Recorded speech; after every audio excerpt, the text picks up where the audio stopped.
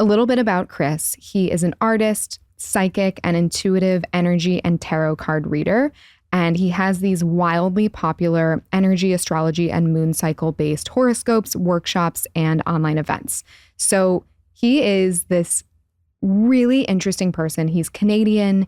He speaks American Sign Language.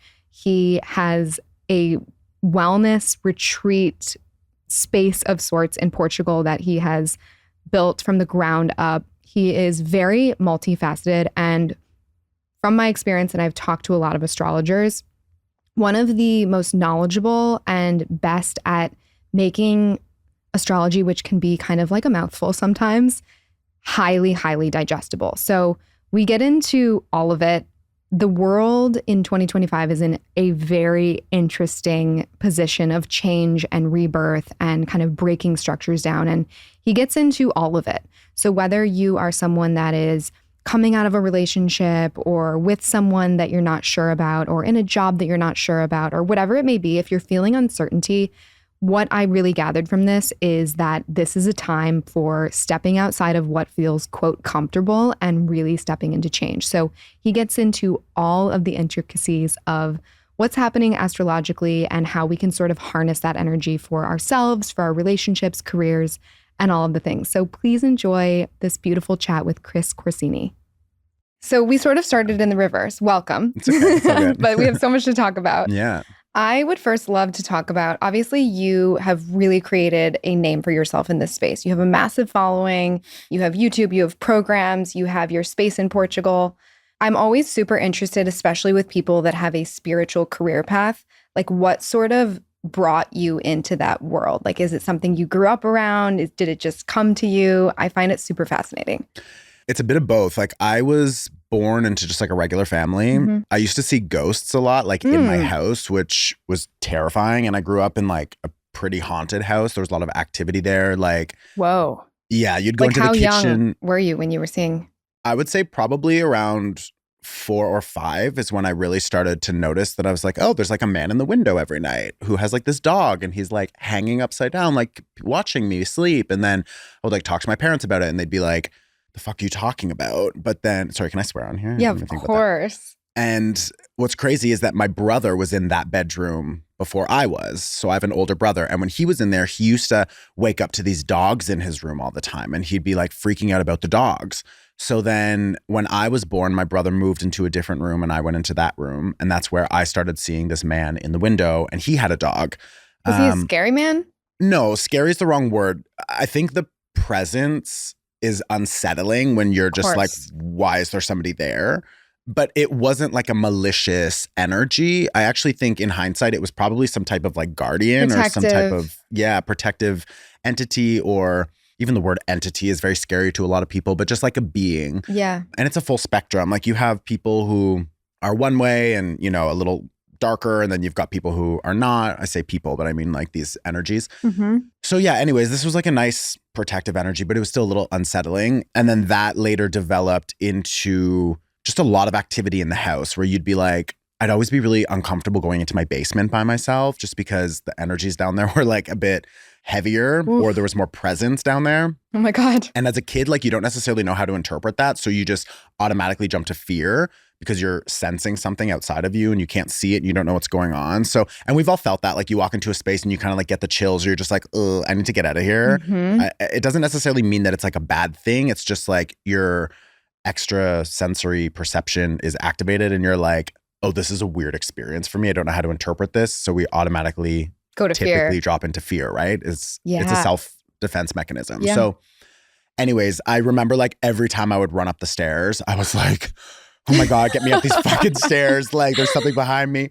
But then later on, it progressed into like literally hearing people like run across my hallway, like come down the stairs when I was home alone, like walk into the kitchen, all the cupboards are open, like the TV, you're watching it, the volume goes up, it shuts off, it goes down, it turns on, like just this type of thing would always happen. And then eventually it got to a point where I started seeing them again, like in the hallway. And there was a time where my parents' room was on one end and I was sleeping in my brother's room because I was so scared that night. And then I woke up and like through the doorway, I could see someone standing there. Oh, you were getting rocked by this house. Yeah, I really was. And then this happened I actually like ran to my parents' bedroom and ran like through that ghost, which was like a whole other level of terror that I had never experienced. So I think something clicked at that point where I either just like shut it down because I was like so uncomfortable with it, or they stopped coming because they realized that like I just kept falling into fear. So that was always sort of a thing. And then when I was sorry, one more question on the house. Yeah. Do you think that obviously this was a particularly haunted house, but do you think that like the average person would have had your experience, or like in that house, you had a different lens that you were able to see and experience it through? both. Like your parents weren't seeing it necessarily. No, but like my brother was. My sister saw a couple weird things in that same bedroom because when she was born, I went into a different bedroom and my sister went into that room. Oh, the room. It was the room too, right? And like my aunt, for example, slept over one night, and then like a couple months later, we were like, "Oh, you should stick around," because they were like having wine with dinner or whatever. And she was like, "I'm not sleeping over here. Like No. last time I was here, there was a man in that fucking window and he watched me all night." And we were like, "You saw him too?" So Okay. yeah, it's not just me. And I do think that like definitely some people are more sensitive to these things, Yeah, for of sure. course. But I mean, we all have these experiences to some degree, you know what I mean? Or Yep. you have like prophetic dreams, or like everybody is by nature intuitive. So yeah, I think it lends itself to those types of experiences.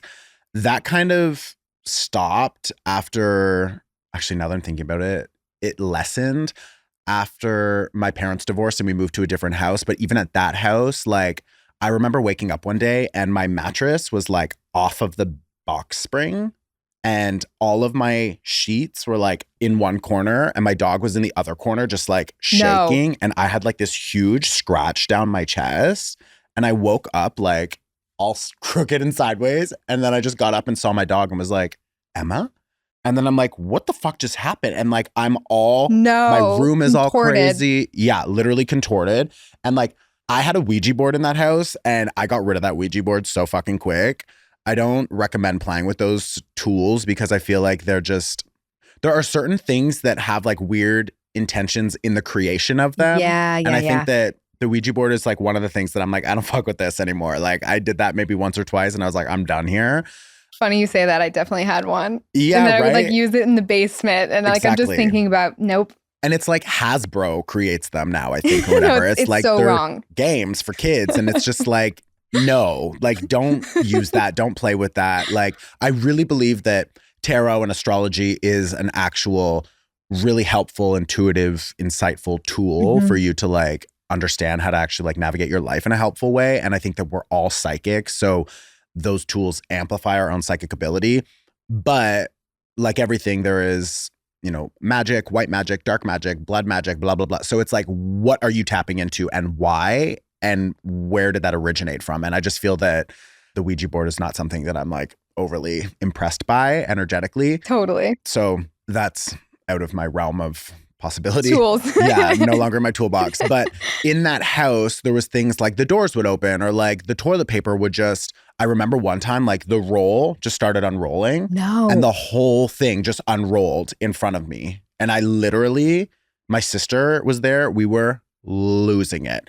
So like these types of things were probably happening again at like 12 or 13. And at that same time, I bought my first tarot deck. Not that the two were related, because I really don't think that tarot is like a dark tool or anything like that.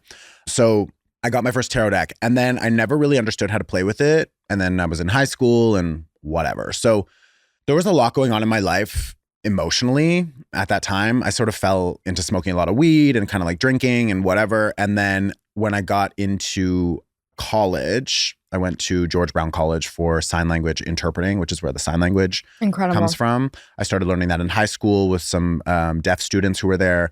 And then I applied for the program. I got in and I became an interpreter. And I worked in like the deaf community as a professional interpreter for like at least a decade. Wow. So through that experience, and I loved that experience, but I'm such an artist. Like I need to be creating and playing and designing things. And I didn't necessarily have that outlet.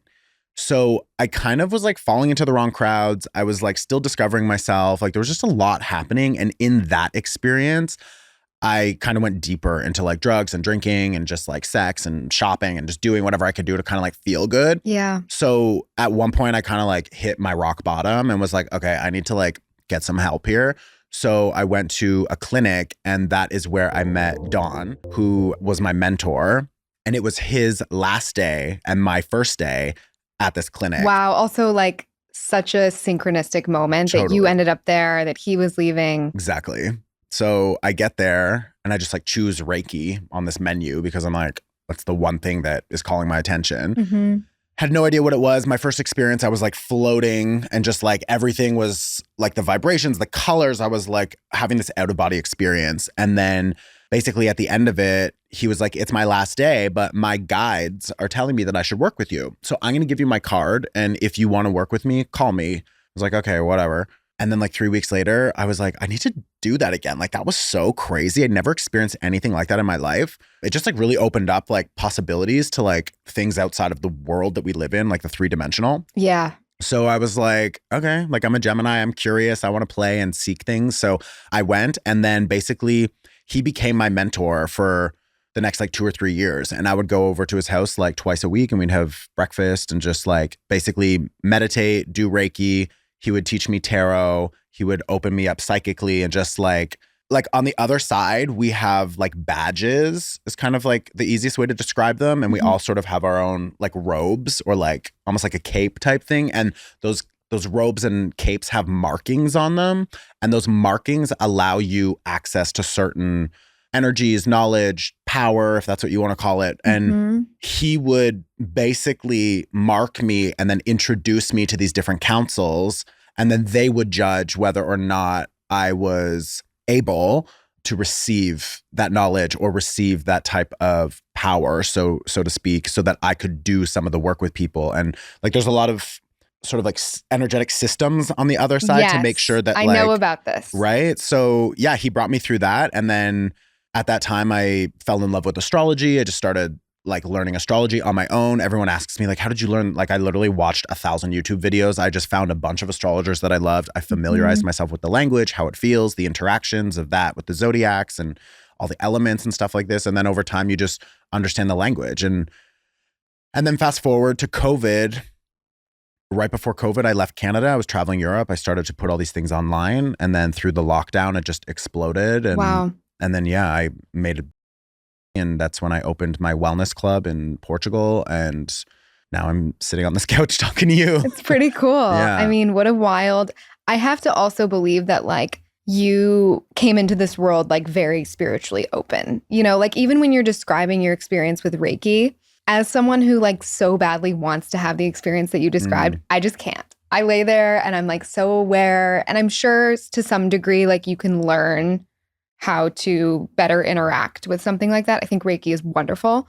But some people I notice, like some of my friends even who aren't even spiritual, but I can just tell that they're so open. You know, they take like a bite of chocolate mushrooms and they're like on the moon. Yeah. Whereas I like am lightly feeling it. Yeah. You know, it's just. What's your zodiac sign? I'm a Leo. Okay.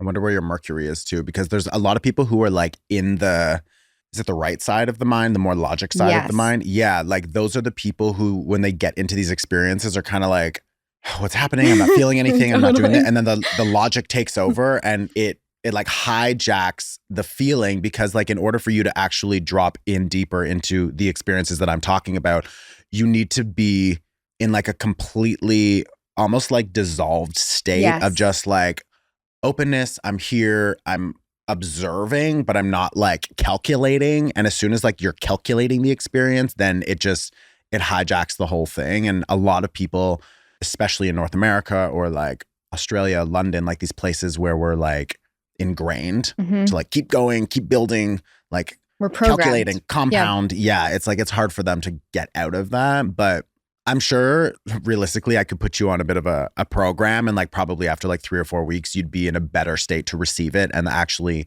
be able to tune into like the subtleties of the Reiki, as opposed to like dropping in and just being like, I was just running down the street in New York. Like, what is this doing to me? You know what I mean? Because New York also has a charge. Like there's areas that have stronger charges that sometimes also impede our experience of like intuition or whatever. On that same note, you're visiting New York right now for a week, and your home base is Portugal, which is very different. Yeah. What do your, if any, do your practices look like when you come into a place like this where you're experiencing so many different people's energy? Like, how do you keep yourself in line? I mean, I feel like a bit of a hypocrite because I haven't done it the last 3 days, but we're all human. right? I'm like, we do what we can. Yeah. Anna, actually, who's here, has a really good morning routine. She does her little like energetic aura fluffing and make sure that like her meditation like gets her energy field right. She'll pull a card and sort of like sit and resonate with that for a minute, and then she'll start her day after like equipping herself with crystals and whatnot. And I think that that's a great routine. My routine at the moment looks like wake up, take a shower, like find a bagel and get out the door. I respect that realness, by the way. But that's just like, I'm also a bit in vacation mode, you know what I mean? And I think that it's important to also like sometimes just let go of the practice and let go of the shit, not for too long because the practices are there for a reason. But yeah, I think my routine at the moment is it's more about when I'm navigating the city being like, okay, I need to intentionally call my aura, which is like our energy field. I need to intentionally call it in closer because as it expands, and sometimes it goes up to like 30 feet or, you know, it gets really big. It's constantly taking on information. So in a city like this with so much dense collective consciousness and then all the individual people and everything that's happening, it's like there's a lot. So I'll pull my energy field in, and then I oftentimes will call forward like a group of guides that kind of look like they have pressure washers and they just like spray me down and just clear off all the shit. And I'll just visualize it running off of my body and sort of into the earth. So like that's sort of like just a thing I do at any moment. But normally in Portugal, and I'm getting really good at this, like I wake up and I do like my stretching, I do dry brushing, and then I jump on my trampoline for like 10 minutes just to get my like lymphatic system moving. Exactly. Like the rebounding is so good. Then I'll drink like my hydrogen water and stand on my acupressure mat and lay on my like. Oh, you're dialed in Portugal. Yeah. Like in Portugal, I have a nice routine and you know what? It works. Like giving yourself an hour in the morning, which I know is difficult for some people, but like, and I say that just because you have kids and you're like maybe a single mother, or like I can get it. You know what I mean? Like I grew up with a mom in that space and I can't imagine being like, carve out an hour for yourself every morning to do your meditation. Like she'd be like, fuck off. Like I've got things to do. But if you really want to change your life and if you really want to expand in a new direction, you have to carve out time for those things. You have to, because it's the only way that you can intentionally, energetically shape your experience, which is going to drive a lot of the decisions you're making throughout the day, which is also going to drive the internal storytelling, which is what triggers the emotions and the feelings of everything. So it's like all of that is what's magnetizing your reality into you. So if you're not intentionally carving out time to curate that energetic understanding of who you want to be and where you want to go, then you're just going through the motions of who you were yesterday and last year and the year before. So you're just going to continually get the same results. So by all means, like if you're happy where you're at, beautiful. And I wish you that. And if you want to change something, like you need to carve out time to like energetically fine tune your energetic experience. And then the physical experience catches up to that eventually. I could not agree more. I heard a quote somewhere that's like the way you spend the first hour of your day dictates like 100% of the rest of the day. Totally. And I feel like the morning routine became so TikTok-y and like wellness girly. Consumer driven. Yeah. Yeah. And we kind of like lost the plot. Yeah. To the point where like I sort of gave up on a morning routine and I was like, fuck that. Like everybody and their sister is journaling in the morning. Like that's not going to do anything for me. And then actually exactly 60 days ago on Feb 1, I was like, enough. Like I'm waking up late. I'm scrolling on my phone first thing in the morning. I'm letting the world access me before I even access my own body. Right. And I was like, I am going to take this back. So I started waking up 30 minutes earlier than I would like to, and it's uncomfortable. But something about showing up for yourself every single day, only you can come save yourself, right? Totally, and like that hour of just, even if you're not doing a ton, I do a 20 to 30 minute movement meditation. And just knowing every day, like even sitting here right now, knowing that like I did that for myself this morning, changes our whole tone. Absolutely. And I don't think people necessarily realize it until you push past the resistance and like start to feel the momentum and the benefits. And then you're like, oh, you have to get to that area. A lot of people will give up after like a month or so. And we talk about like new habits form after like 28 days or whatever. But then it's like that's when the seed is planted. Like if you don't water that seed for another 28 days, then it's not going to sprout. And then if you don't water that sprout for another 28 days, it's not going to turn into an actual flower. And then if you keep taking care of that, it'll bloom. You know what I mean? So you're actually looking at like 90 days, 120 days to really create a structure for yourself that is like fully embodied, and you're benefiting from it physically, mentally, emotionally, spiritually. And then from that place, you're like, holy shit, I feel amazing. Why would I ever not want to do this? Exactly. And like, I totally hear you with the resistance thing, because I don't even necessarily need to like wake up earlier. I just needed to carve out more time for me to do my thing before I get on like Slack and WhatsApp. And I have like I have 2 companies with probably 40 people, and like, I have people at the top of those companies who run them, but then they have questions for me and they have things moving, and they, you know, so it's like, as soon as you open your phone, it's like 100 notifications. And then you're like, I'll just get to one, and then and this email, and then all of a sudden, next thing you know, you're shopping on Instagram. And literally, you're like, it's 10:30. Like, what the fuck have I done with the last 3 hours? So I realize now, after I've been doing my morning routine for probably consistently like, I don't know, 8 weeks or something like that.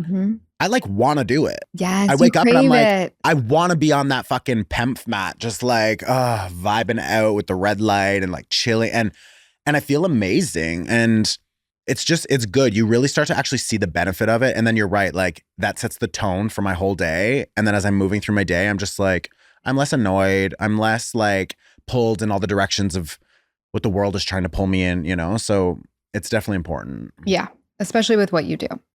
Yeah. Especially for anybody who's like an introvert or like hypersensitive or has any form of like anxiety or depression, anything like that. A morning routine will change your fucking life. You're describing my whole podcast audience too. Like the sensitives of the world are all here listening. So we're speaking to you guys. Okay. I want to pick your brain on astrology. And we talked about this a little bit beforehand of, you know, making sure that this is relevant to when the episode goes live, which we don't have total control over.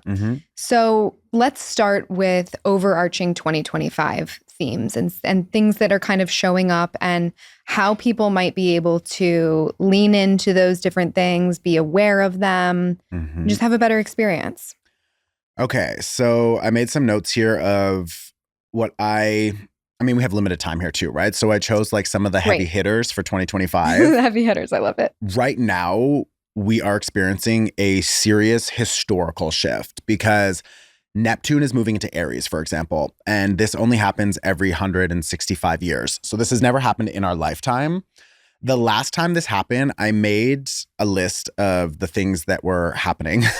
This energy really lends itself to revolution. It lends itself to fighting for our dreams, going after our desires, going after the life that we fantasize about, and kind of like unapologetically being like, I'm just going to fucking do this because I want this for myself. Aries is an energy that's a bit selfish, but I think we're supposed to be selfish in some ways. You know what I mean? Like you should be selfish with your time in the morning, taking an hour for yourself. Like we should be selfish with making sure, and I struggle with this a lot because I have a lot of planets in Cancer. So I have this very like caretaker energy, but then I also come from a past where there is some trauma woven into whatever experience that has resulted in me needing to constantly give more and more and more, or feel comfortable with people taking and taking and taking from me. And I am now realizing that like everything that comes to me is for me first. And although I can provide like money to charities, and I can employ people, and I can share wisdom or whatever you want to call it. I can talk about, you know, concepts that are supportive for some people. Like at the end of the day, all of this is coming to me and through me, and it is for me. So I need to first prioritize my slice of the pie before I'm prioritizing getting it to everybody else, and ensuring that everyone else is taken care of, and ensuring that all of those priorities are met. But myself, my own priorities are not met. And I think that we just had an eclipse. This was an eclipse in Aries. End of March.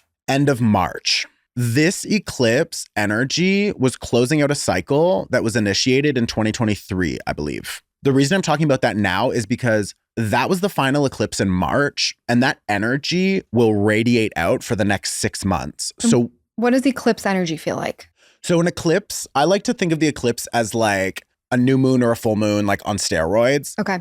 You don't necessarily set intentions and work with the energy in the same way that you would a new moon or a full moon. Mm-hmm. However, it's a moment of culmination. It's a moment of results, and it's a moment of deep pivot and change, or at least the awareness of what needs to pivot and change. And a lot of the time, if you were to zoom out, we have eclipses every 6 months. So in between those eclipses, there is 6 months of new moons and full moons. Got it. So if you work with the new moon and full moon cycle, when you get to the end of that 6 month cycle, and you've been working with 6 new moons and 6 full moons, sometimes there's a little more or less, doesn't matter. But when you get to the end of that 6 month cycle, the eclipse season is like, okay, you've been setting into motion all of these energies. Things have been building. You've probably been seeing something happening. Now eclipses are like, okay, let's bring all of that energy into a result of some kind, and let's shift you in the direction of those intentions.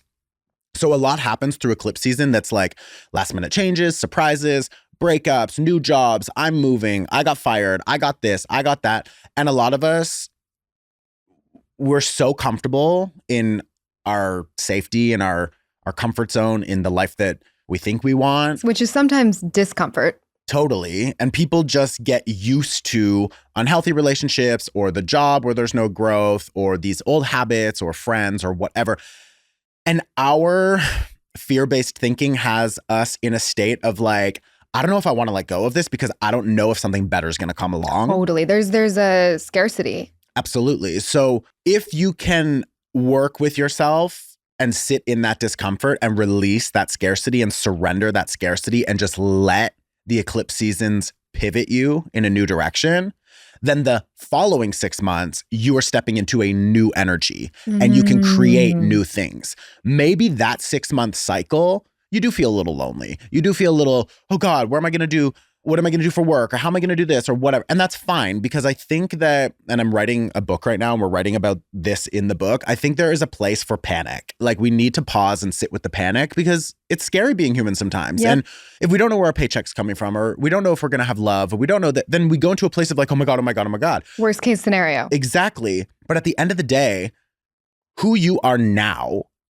is a completely different person than who you were when in the past you experienced that same thing. So if you're thinking like, oh my God, I'm going to go through heartbreak or I'm going to lose my job or I'm going to do this, great. I hope so, because that's clearing the way for so much better, more aligned opportunities and connections. But who you are now is a completely different person than who you were the last time you had a heartbreak or the last time you lost your job. And now you have more wisdom, likely more resources or more access to resources. You have the support, you have the ability to bounce back a lot faster. So don't let the fear of how that unfolded last time hinder you from leaning into surrendering it this time, because you will bounce back faster. And if you can trust this process, then the universe or God or your angels or whatever you believe in will bring you the opportunities, because it's like when you take that step, the path reveals itself. Or when you close your eyes and jump, the universe catches you. Like this is part of the game. So you need that trust. You need to take some calculated risks to move in a new direction. And what is so beautiful about this eclipse that we just had is that this eclipse was a new moon eclipse in Aries. A new moon is a new start, a new chapter. And Aries is about who I am, who we are. Yeah. Aries can be a bit jarring. If you think of a motorcycle starting up and that initial like a big, like that's Aries energy. It's like, holy shit, it's loud, it's explosive, but then it settles and then the engine's on and you can ride that bike for 1,000 kilometers or whatever. You know what I mean? So it's like Aries will get you there. Sometimes Aries is a bit jarring. Sometimes Aries is a bit aggressive.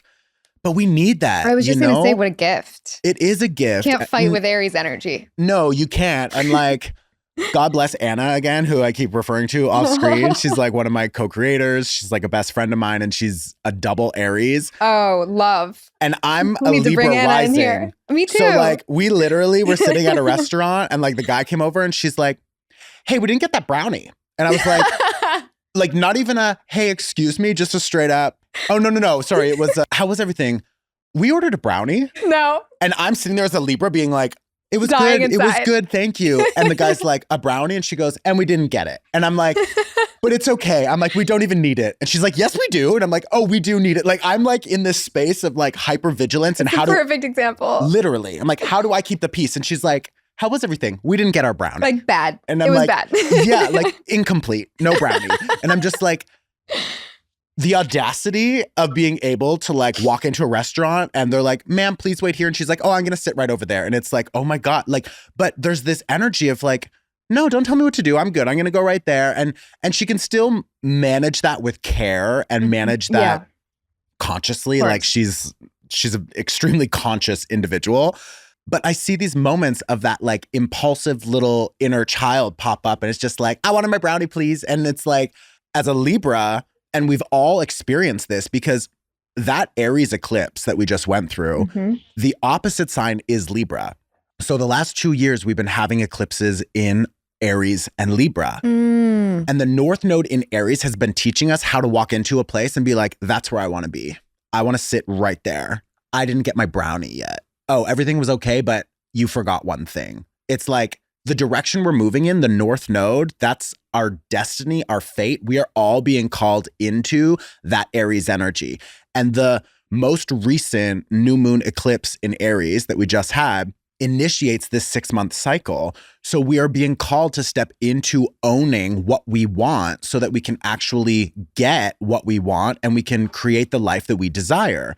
On the opposite end of the spectrum is me at the brownie table being like, no, we're fine. Everything's okay. But it's like, I want the fucking brownie. Yes. But my Libra is being like, oh, sorry, you made a mistake. And we're all dealing with this because the South Node was in Libra. So this is a collective experience. Interesting. So collectively, we are all being called to step into our Aries energy, Ooh. to fight for what we want. And collectively, we have all been called to release the self-sacrifice or release the, oh, I do want my brownie, but you forgot about it. And I don't want to say that you forgot about it because you're going to feel like you're not doing your job well. And like now I'm trying to micromanage this experience Yes. so you don't feel bad. So it's okay. We don't even need the brownie.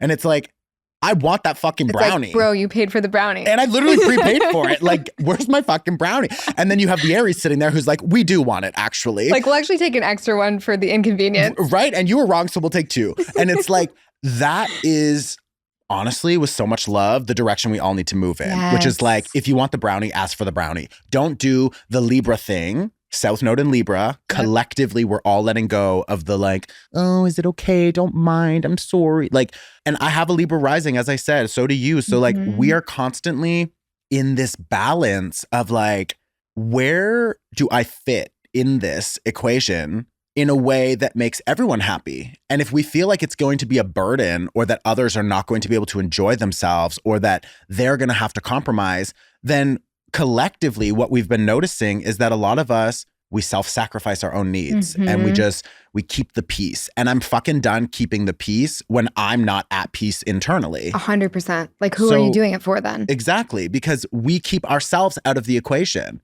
Aries is not removing themselves from the equation. Aries is the equation.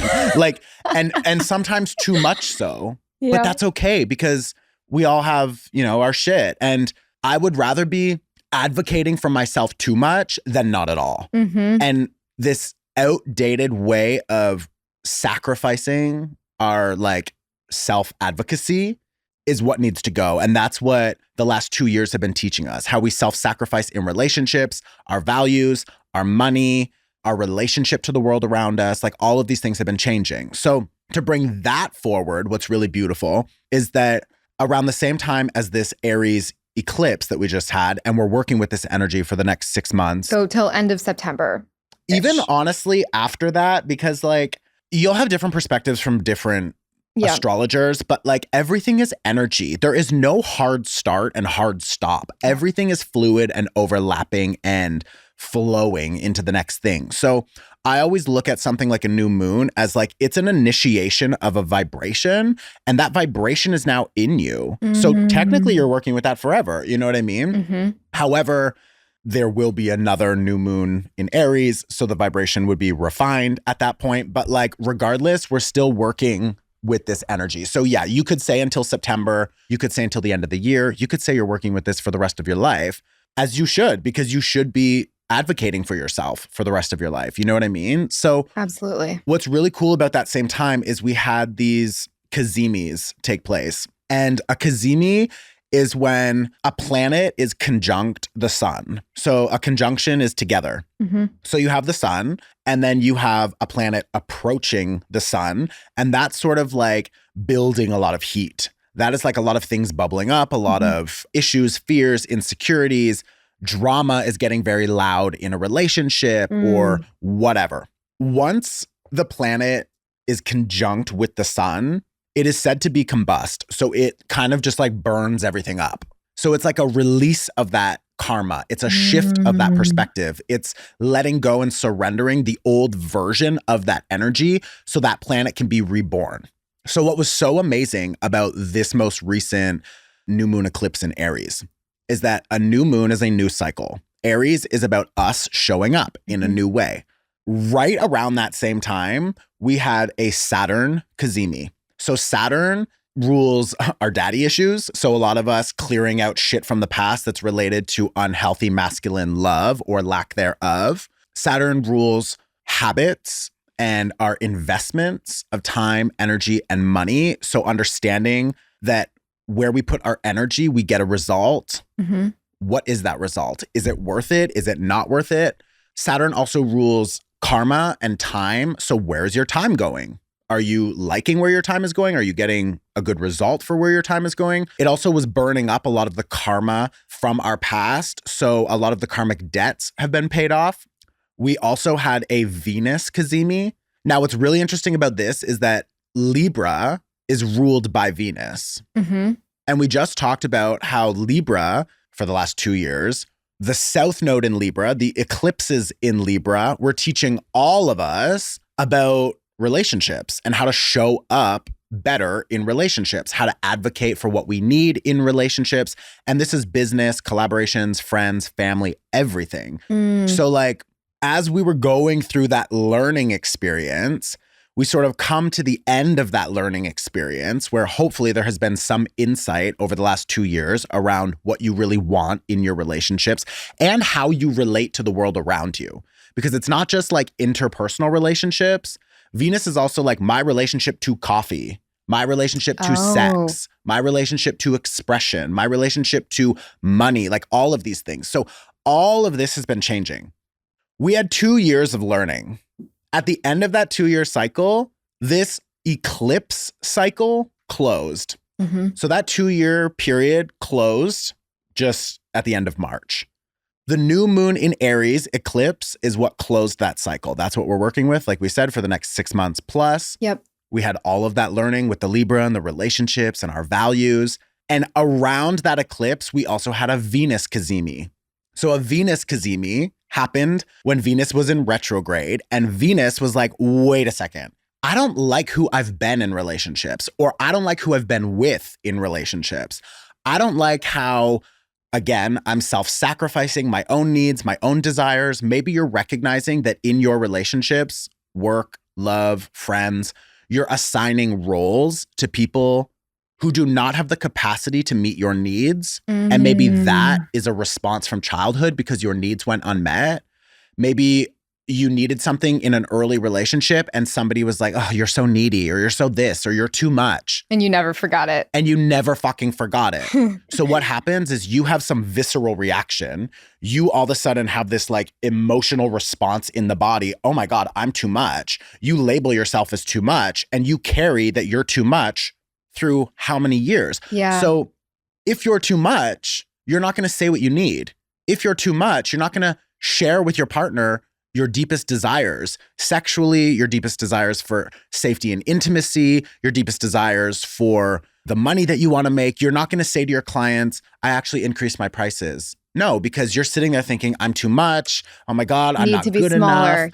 Exactly, watering ourselves down. So this is what we're getting the fuck away from, which is so amazing. And as we enter this new moon in Aries eclipse, we are opening a new chapter of who we are. And that chapter no longer includes the South Node in Libra, these old relationships. The Venus Kazimi has us being like, fuck this. I'm not doing this anymore. I'm going to show up differently in my relationships. And that allows us to create new structures and foundations, which is like that Saturn Kazimi. The other thing that happened at the same time was that Mercury had a Kazimi. So our mind, our perspective, the way we communicate and what we communicate is also going through a reset. And the one that I really like is Neptune Kazimi. This was like the rose-colored glasses being peeled off and being When like, was this?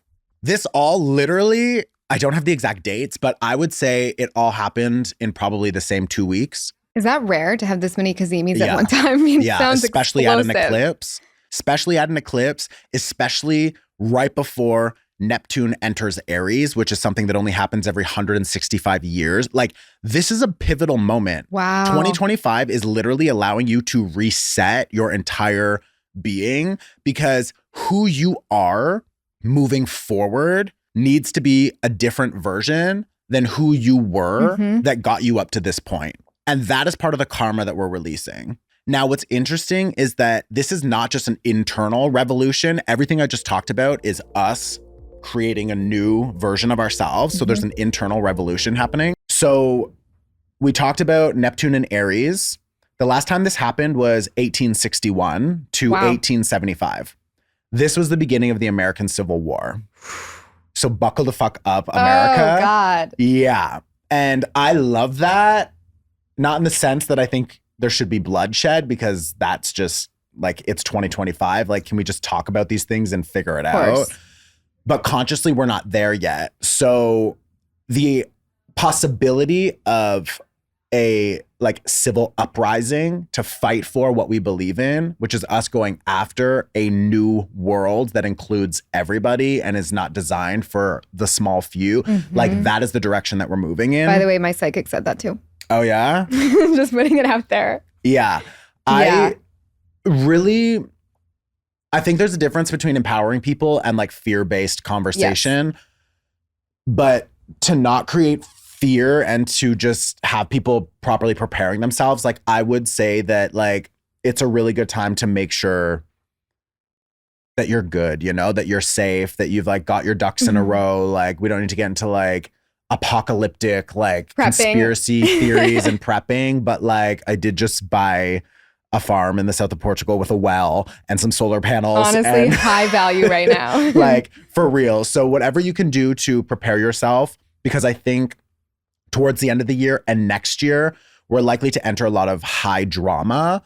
And I say that because the conscious awakening, the collective awakening that's happening right now, unfortunately, is not happening at the speed that it needs to for us to be able to keep ourselves on a high vibrational course. And I think that the powers that be and certain influences energetically are going to create high drama so that we can really see how out of alignment we are, so that we can find deeper alignment. So when the pendulum swings in one direction, and that might be chaos and whatever, war, whatever it is, it's to turn up the volume on what's not working. Yes. So that we can swing in the other direction and recalibrate in a more aligned way, right?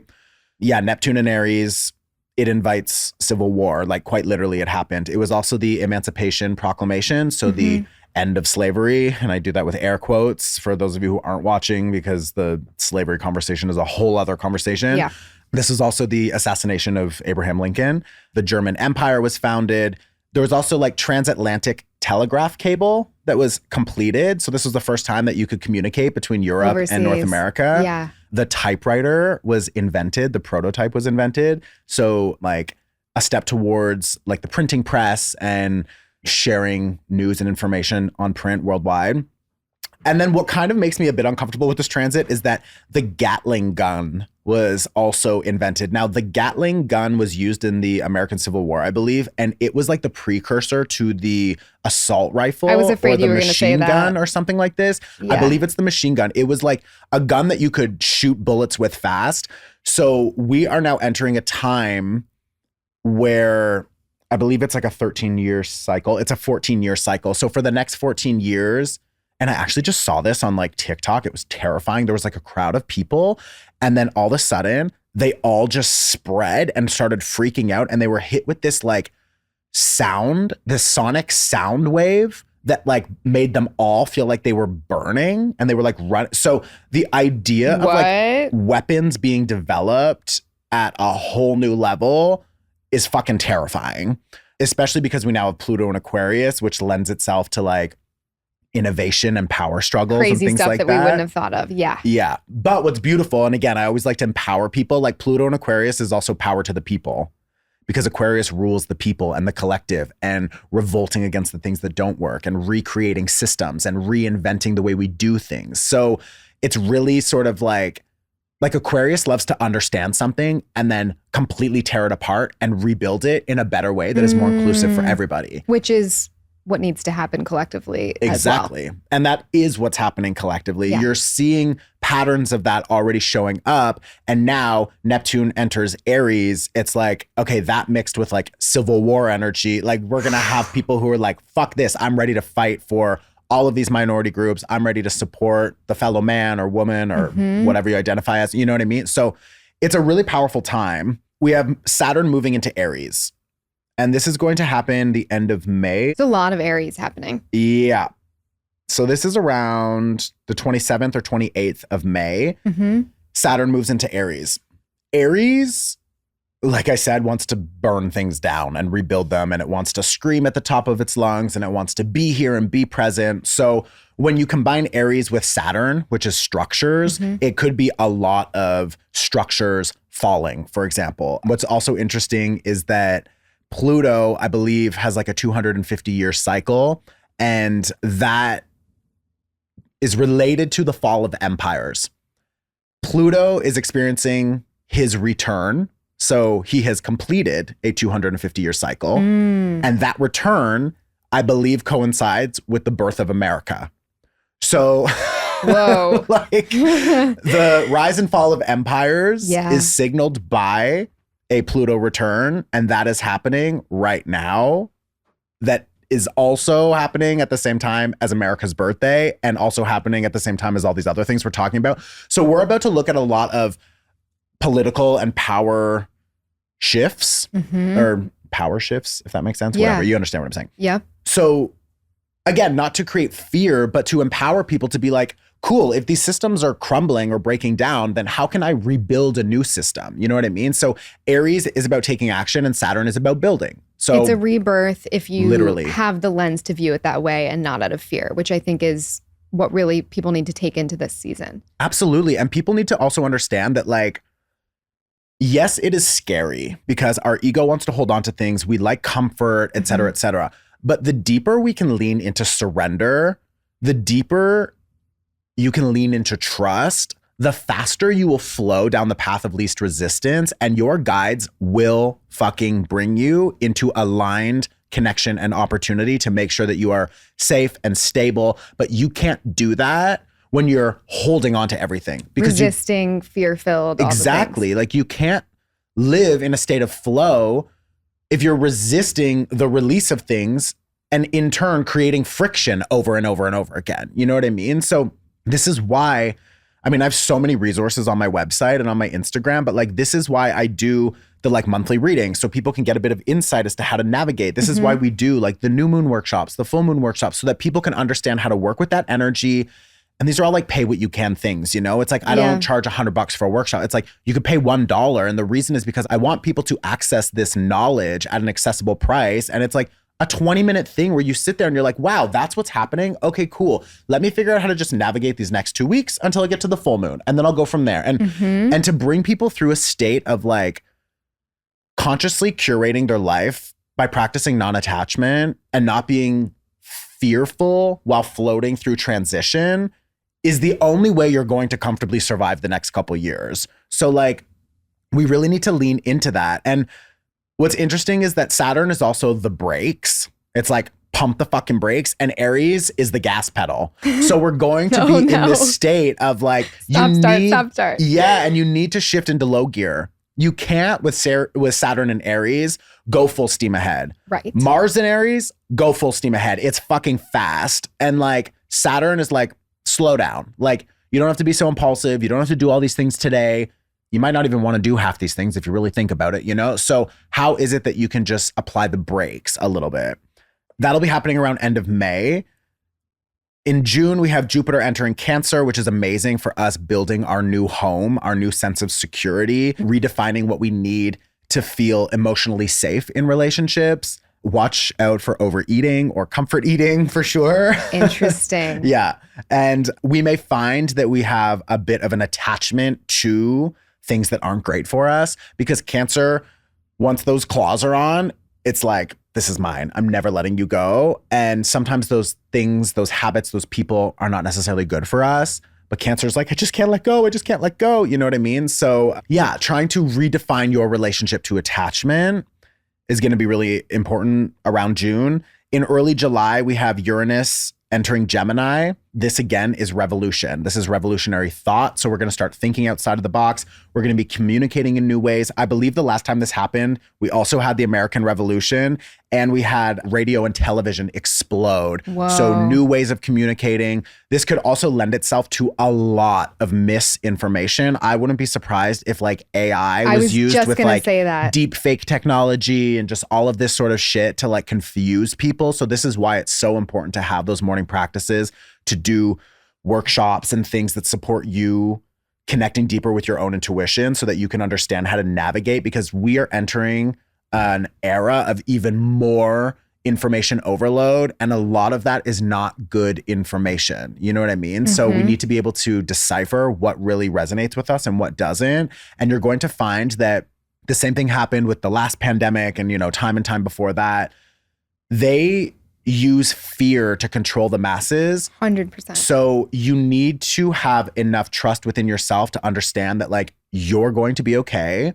You have the tools and the capacity to manage these things, and you can trust and honor your inner self, knowing what you need to do and not be forced in any direction by these external influences. I would not be surprised if we have like a fake alien attack or some type of like perceived otherworldly contact that turns into like, oh my God, this is really bad. Everybody has to stay home. And this is that, like, I would like this type of thing for sure at some point is going to happen. Also, but we've now seen it before with COVID, right? So we have this experience where we've collected data. We know what's up. We also all coming out of that have a different level of resilience. Totally. Like, whoa, I was in my apartment in New York City for 3 months without seeing a soul. Like, I can kind of do anything. Right. So all this to say, 2025 is sort of a buckle up, but it's also like this beautiful opportunity for rebuilding and focusing on ourselves. And to what you were saying, like the morning routine, those little moments, like they matter more than ever, right? Our intuition and our gut and our inner strength is like as important as it's ever been. And community, like Pluto and Aquarius lends itself to connection and community and the power that comes from community. And like I was hosting a retreat a couple weeks ago. Anna was also in that retreat. And we were talking about yesterday on a podcast we were doing around like the book that I'm writing and the behind the scenes stuff, and being witnessed by other people in your own process allows you to process even faster. It allows you to communicate to somebody else who can receive that and can say, I hear you. And I'm also fucking scared sometimes. And let's move through this scared together, you know? And I think that that's what's so beautiful about like the online community that I'm building, especially like I always say to people under the full moon workshops, like, what are you going through right now? Put it in the comments. And I see all of the different community members interacting with each other, being like, oh, I'm getting this too. And this is what's happening to me. And it's so it becomes a shared experience rather than something shameful or to be embarrassed of. Exactly. And it allows you to be like, true, other people are going through this. And what COVID did to our psyche around separation and isolation, it created this whole new concept that like we are just a burden to other people and that we are dangerous to other people and that we shouldn't be around other people. Like that's really the conditioning that happened. So like for us to now rewild ourselves and reconnect with the part of us that wants to be witnessed by community in our pain and in our joy is such a necessary part to this experience. And the louder the drama gets and the more it tries to separate us, the more we have to lean into deeper connection, because that is the only medicine to what we're going to be going through.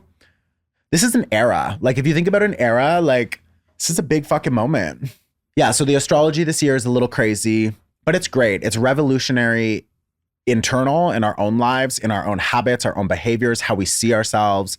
And then that means we show up differently, which in turn creates an external revolution. And this is actually an invitation for us to rebuild this very fucked up world that we live in. And I invite people, and this is, again, what's so beautiful about my friendship with Anna and Daniela and a couple other people in my life, like Liza. It's just like being able to drop into intentionally curated spaces of joy and play is so required.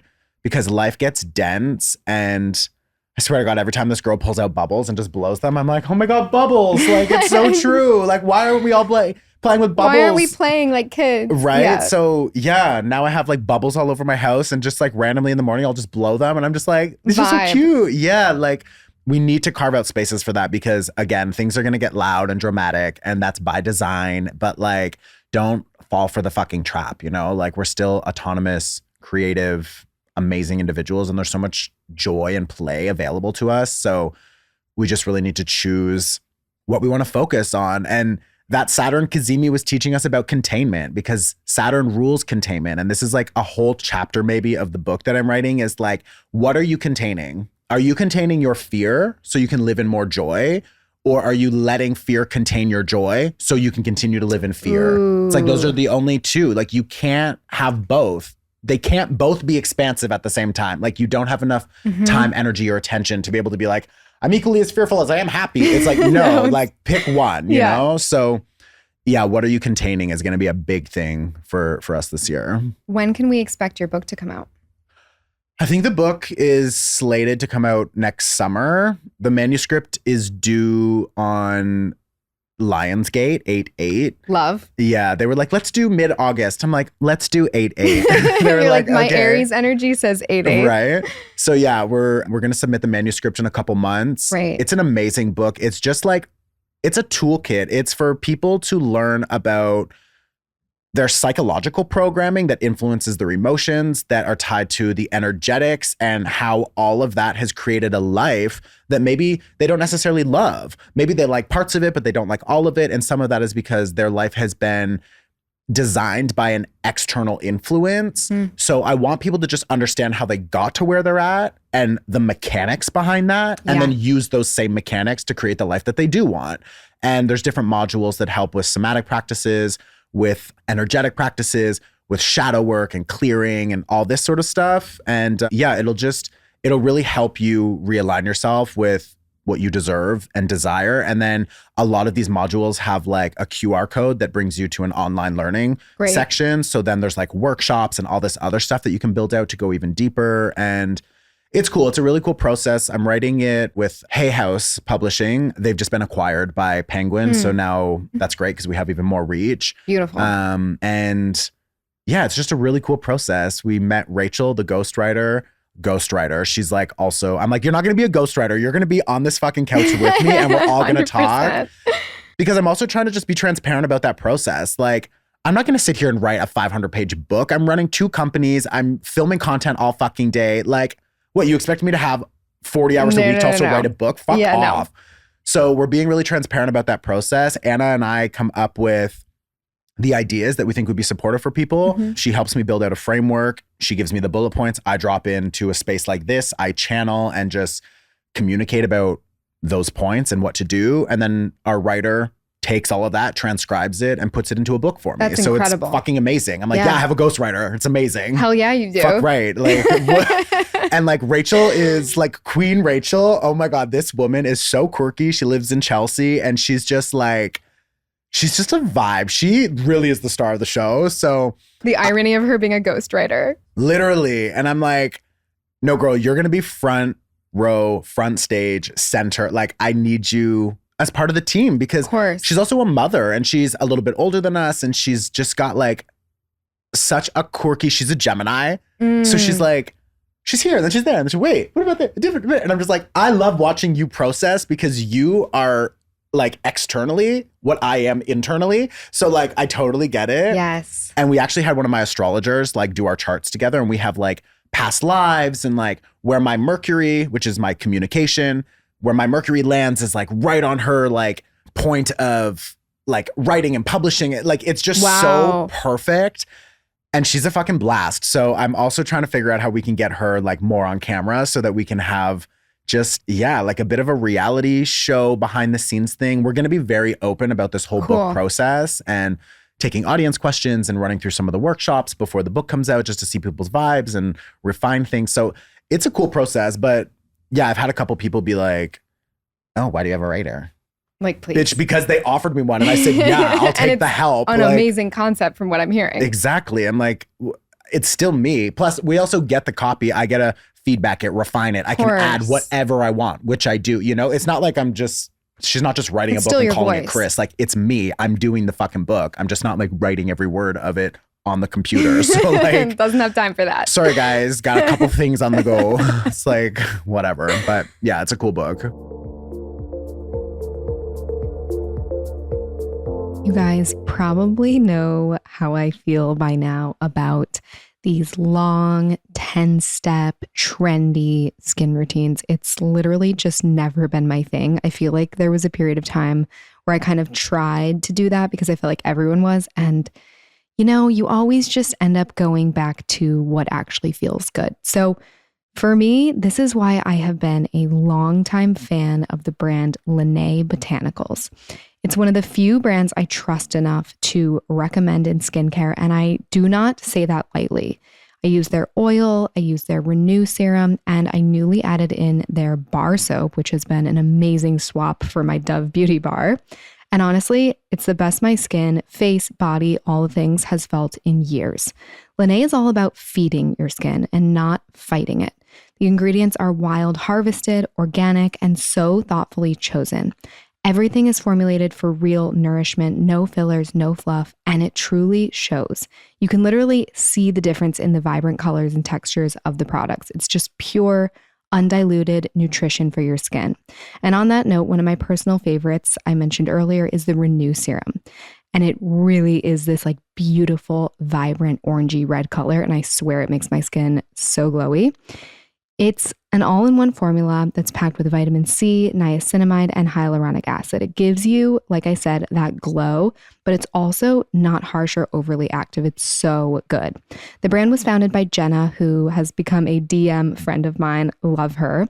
And she's super intentional about sourcing, formulation, and educating people on how to support skin from the inside out, which I'm all about. And she's proof that it works. Her skin is incredible, all without any Botox or lasers. So, for 15% off your first Lene purchase, you can go to lenebotanicals.com and use my code wellness1. That's wellness1 at lenebotanicals.com. Hey guys, I am Bryony Bass, a Pilates teacher and the founder of Pilates by Bryony. I started my podcast Beyond the Mat after having some of the most moving conversations with people on the mat. Expect full disclosure moments, life hacks to level up your life, and stories that activate your dreams with no gatekeeping allowed. Listen to Beyond the Mat every Thursday wherever you podcast.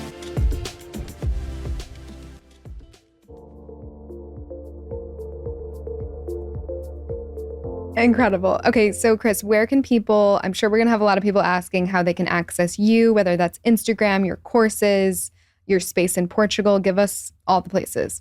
Yeah, so if you're ever in Portugal, visit us in Lisbon. It is called Wheelhouse, and it is a social wellness club. We have a cafe and a co-working space. There's a tea lounge.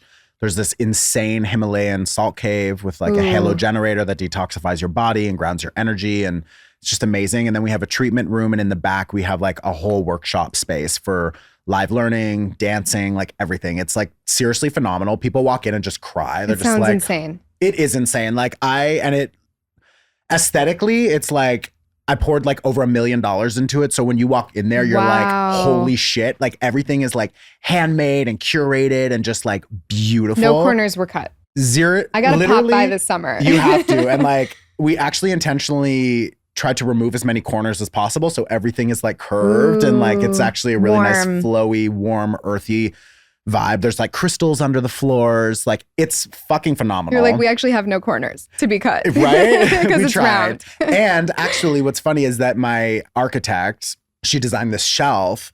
And then later, one of my friends who's an astrologer was there and he was like, I love the Libra symbol. I'm like, what are you talking about? And he's like, your shelf is a Libra glyph. And it literally is like the curved Libra glyph and it all glows. And I have a Libra rising. Yeah. And that Wheelhouse, that project is Wheelhouse Air. So Air is Libra, and Libra is about community and connection and technology. From the back room, we can stream live. So you can do a workshop and stream it to your audience. Like it's amazing. Wow. And then I have other projects coming down the pipeline for like earth and water and fire. Like I want to build this out as a whole series.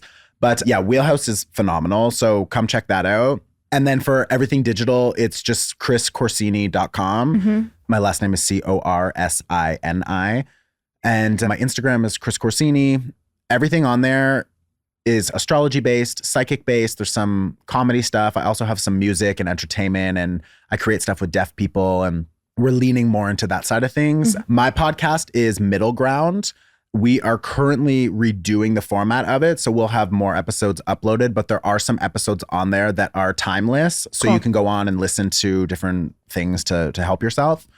Yeah, Middle Child is my music stuff. Whatever, I'll tag it with you. We'll we can put like everything in the collaborate show on notes, this. yeah. And yeah, it'll be super easy to find it. But what I really like about everything is that like if you liked this conversation, I try to keep things linguistically accessible as well, not just like financially accessible. So what I mean is like the majority of stuff that we do, there's either an interpreter present or I'm using simultaneous communication. So deaf people can also engage. Everything is captioned.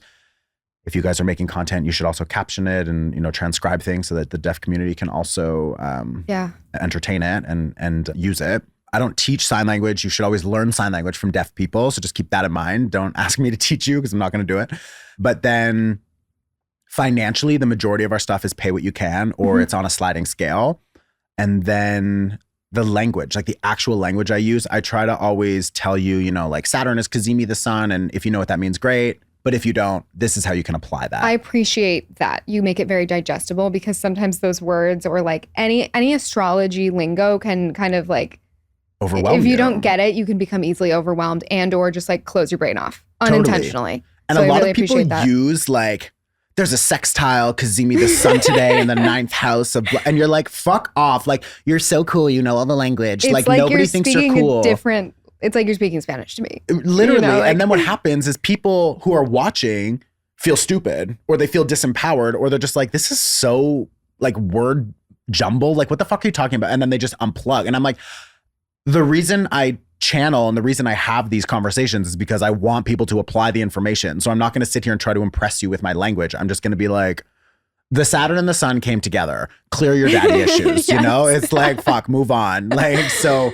yeah, everything is also accessible and digestible in that way. And that's what's really interesting about this book too, is that they were like, so we were thinking for like the intro pages or whatever it's called, like the intro to the author that we would do. But I'm like, the intro to the author is going to be like, my name's Chris. Good luck with the book. Move on. Like everything in the book is also like boom, boom, boom. Efficient. Done. Yeah. Just, yes. It's not a memoir, you know? It's like, get in. Every chapter you open is like quick, direct, to the point. It's going to be helpful. And if you don't resonate with it, pick another chapter and, you know, or gift it to a friend, do whatever. But everything I try to do is just like clean, fast, accessible. You can afford it. And like egoless. And egoless, You're yeah. like, anyway, here's the book. It's not about like me talking about me. Yeah, like I told my team twice, I'm like, if you want to like really get into my story, like let's do a memoir one day. Like memoir of a gay.